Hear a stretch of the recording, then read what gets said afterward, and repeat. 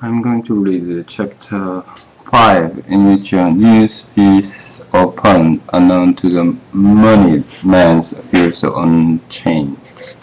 Before reading chapter 5, talk about chapter 4. Mr. Fogg and Pastor Todd and Priest Fogg came back to house and told Patrick Todd to travel around the world in 80 days. Patrick Todd, who heard of this news and then was surprised, but he set up to travel, and they went to the station, London stations, and at the time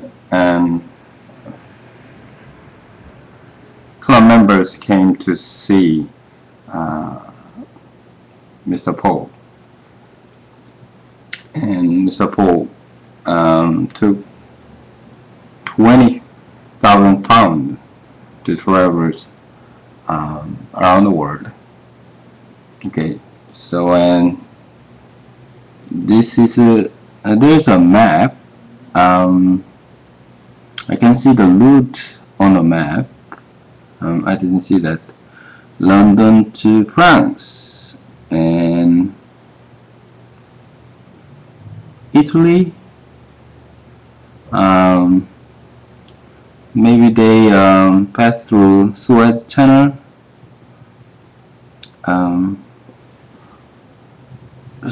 Red Sea, Indian Ocean, and through the India. Maybe they use in India railroad, and where is it? This Calcutta, Kansas River, and India to using steamship, Hong Kong. Now Hong Kong to Yokohama. Yokohama to California. I think Los Angeles, San Francisco, and San Francisco to New York, and then New York to London. So very long journey. Yes, happened in 1872. I'm going to read it. Over 80 Days by Jules Verne, translated by George Makepeace Towell. Chapter 5, in which a new species of funds unknown to the moneyed men appears on chain. Phileas Fogg rightly suspected that his departure from London would create a lively sensation at the West End. The news of the bet spread through the Reform Club and afforded an exciting topic of conversation to its members. From the club it soon got into the papers throughout England. The boasted tour of the world was talked about, dispute argued as much once as if the subject was another album acclaim. Some took sides with Phileas Fogg, but the large majority shook their heads and declared against it. It was absurd, impossible, they declared, that the tour of the world could be made, except theoretically and on paper in this minimum of time, with the existing means of traveling. Times, Standard, Morning Post, and Daily News, and 20 other highly respectable newspapers scouted Mr. Fogg's project as madness. The Daily Telegraph alone hesitatingly supported him.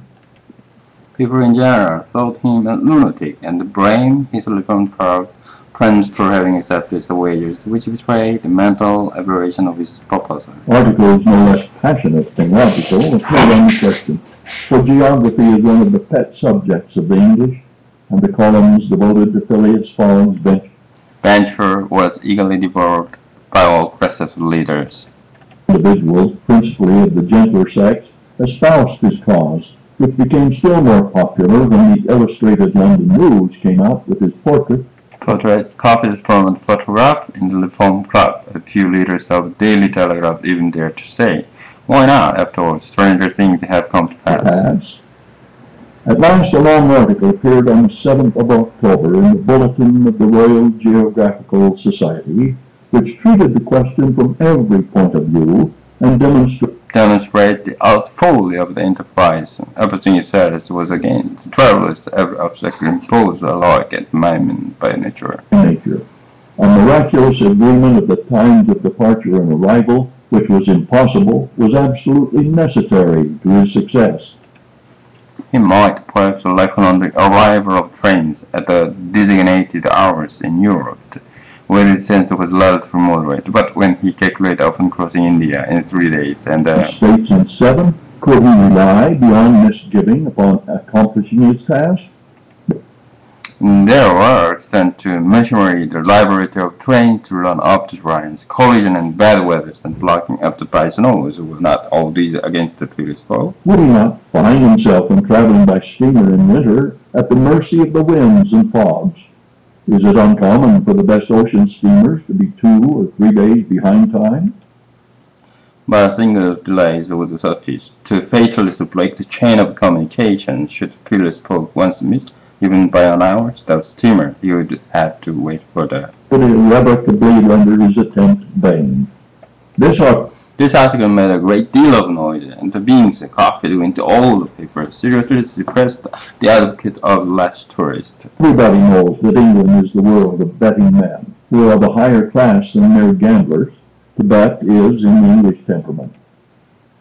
Not only the members of the firm, but the general public made heavy wagers for or against the Phileas Fogg, who was set down in the betting book as if he were a horse. And made their appearance on chain. Phileas Fogg bonds were offered at par or at a premium, and a great business was done in them. But 5 days after the articles in the Bulletin of the Geographical Society appeared, the demand began to subside as the Phileas Fogg declined. They were offered by packages, at first of 5, then of 10, until at last nobody would take less than 20, 50, 100. Lord Albemarle, an elderly paralytic gentleman, was now the only advocate of Phileas Fogg left. This noble lord, who was fastened to his chair, would have given his fortune to be able to make the tour of the world if it took 10 years, and he bet £5,000 on Phileas Fogg. When the folly as well as the uselessness and of the adventures was pointed out to him, he contented himself with replying, if the thing is feasible, the first it ought to be an Englishman. Fogg party dwindled more and more. Everybody was going against him, and the bet stood 150 and 200 to 1. And a week after his departure, an instant occurred which deprived him of Bathurst at any price. Sitting in his office at 9 o'clock one evening, when the following telegraphic dispatch was put into his hands. Suez to London. Luan, Commissioners of Police, Scotland Yard. I found that bank clerks, the first folk, and without delay learned of less at Bombay. Fix, detective. The effect of this dispatch was instantaneous. The polished gentleman disappeared to give place to the bank robber. His photograph, which was hung with those of the lesser members at the throne club, and was minutely examined, it betrayed the feature of violence which had been provided to the police. The mysterious habits of Phileas Fogg were recalled, his solitary ways, his sudden departure, and it seemed clear that in undertaking a tour around the world on the pretext of a wager, he had had no other end in view. And elude the detective and throw them on his track. The end. Interesting story.